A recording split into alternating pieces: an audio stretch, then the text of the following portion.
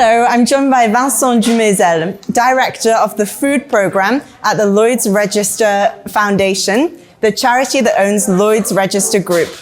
So, nice to see you, Vincent. Thank you. So the first question is, why do we need a different approach to consuming protein these days? Well, we need a different approach because first of all, we have a gap in terms of protein production. You know that in order to feed the world of tomorrow, because the diet are changing, because there's an additional 300,000 people every day on Earth in addition to feed versus the previous day.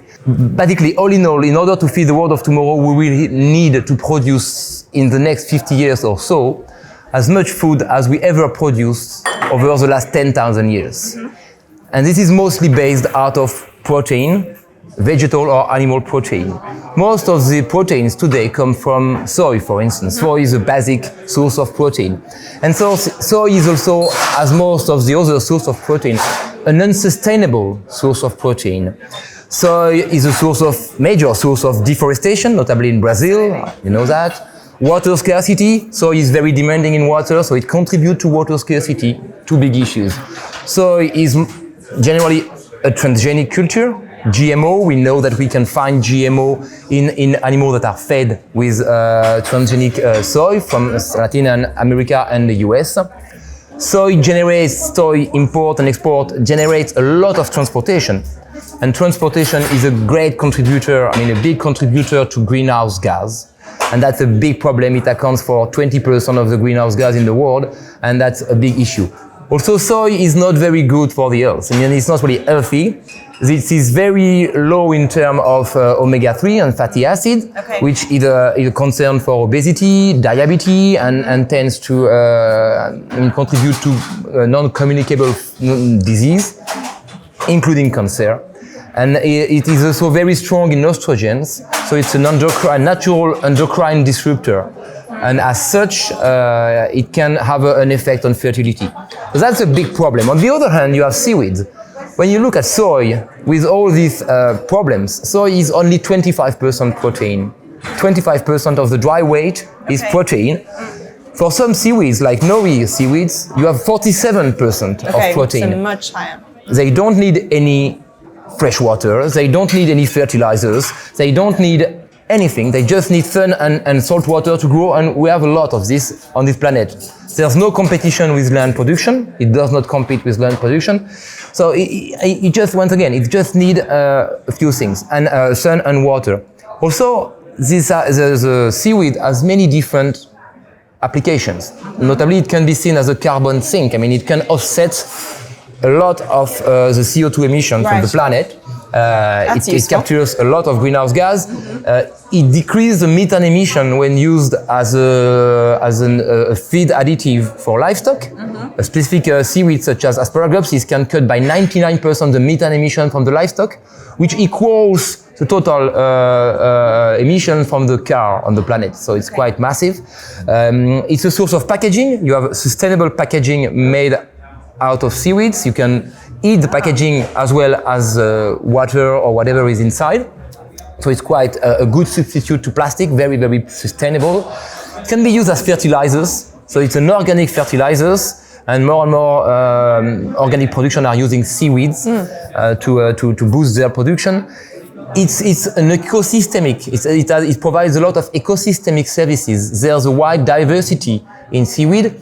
So it's not only seaweed that contains the protein, but also the shellfish around the seaweed or inside the seaweeds, and also the fish that will eat the seaweed and that will grow. So we have to think about a three-dimension permaculture when you think about seaweed. And last but not least, and I like this one, for some seaweed, that's the only element that grows in salt water, in general seaweed. But when you take the seaweed out of the salt water, when you squeeze the seaweed, what you get is fresh water. So some countries are already drinking seaweeds, actually. So you can use that for potable water. So not only protein, it has many applications. Right. And that should be a very strong solution to enable a more sustainable future for our food system. Okay, that's brilliant. So maybe, Vincent, you could tell me a little bit about the project you're working on to produce seaweed, marine plants for consumption. Our project is the following. Quite surprisingly, first of all, what is missing to scale up seaweed production is the lack of space, which sounds quite weird when we talk about the ocean. But actually, mostly we grow seaweed in coastal areas, and coastal areas are already saturated with various activities, fishing, shipping, holidays activity, life around there, aquaculture. So there's already a lot happening there. So the idea was, how can we grow seaweed in a cost-efficient way offshore? And our idea that we developed with the Wageningen University and some others, and more recently with the EU, we joined the project, was grow seaweed through within offshore wind farm areas. Okay. So use the offshore wind farm areas, put ropes in between, use the nutrients that come back, and grow seaweed there. And that's the idea. Then you have a multi-use of the ocean. That's the very powerful thing. And then you can grow shellfish and you can grow finfish as well there. And there's a very strong potential here because you neutralize the cost. So the cost efficiency is quite good. And there's a very strong source of protein here again. I mean, only 2% of the ocean dedicated to that kind of seaweed production would be sufficient to feed 10 billion people in protein with no need of animal or vegetal protein. That is amazing. And only 9% of the world, it's a huge amount because it's 4 times Australia, but if 9% of the world was covered by seaweed cultures, we would offset the total CO2 production from the planet. So we would compensate the entire carbon production from our world, which is quite a powerful statement.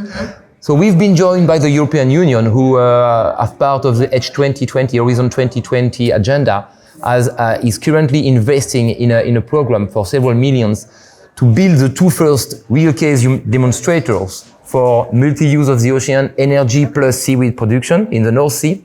We are speaking with the US government as well, who has invested already $75 million in offshore floating infrastructure for seaweed, because they really perceive that as a potential way to feed the world in protein and also for other applications. So that's where we are. And in addition to this, we build a foresight review on food safety, which is our strategic roadmap for the grants that we want to give and the project that we want to fund. And a basic element of that one is how can we increase the amount of safe food from the ocean. If you think about it, the ocean covers 70% of the planet and contribute to less than 2% of our food. When you see that 821 million people are starving and are going hungry every day, I mean, it's not possible. We have to enable a better use of the ocean and develop something. That's the ultimate objective of the Lloyd Foundation. That's where we want to have an impact, and we are looking for continuing our project in that direction. Okay, so now it seems that the only thing left to do is to convince consumers. So how would you persuade a hesitant consumer to eat seaweed and algae?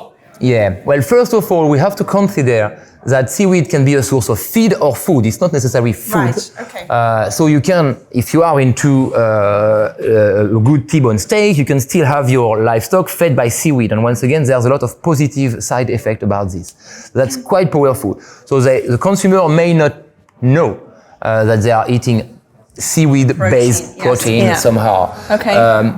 More generally, I think we have to care about it because once again, there's a strong impact on the environment from our diet. And we are all environmental activists. And 3 times a day, we shape the world we want through our food decisions. Do we want to eat the future or do we want to eat for the future? That's a big question we have to ask ourselves. So look what's happening. I mean, each time I'm asked why the seaweed market is not already there, I'm like, because you did not request it. Yes. Because we are all connected to this same food system. And if we don't ask for seaweed-based product, the industry will never provide it. So we have to ask for the change in every day in our life. Otherwise, the change may never happen. Absolutely. Well, that's part of the supply and demand system that we are living in. So I would encourage anybody to try some seaweed and algae because it is delicious, right? It is, and it is, and once again, seaweed-based product. Look what's behind the label, what's behind the brand, what are the brand commitment, how do they feed How do they supply this protein? What's behind this? I mean, we have to be curious consumers. We are all savvy and educated consumers. Yeah, we have a we duty. are a driving force for change. Thank you so much. You're It was very welcome. interesting.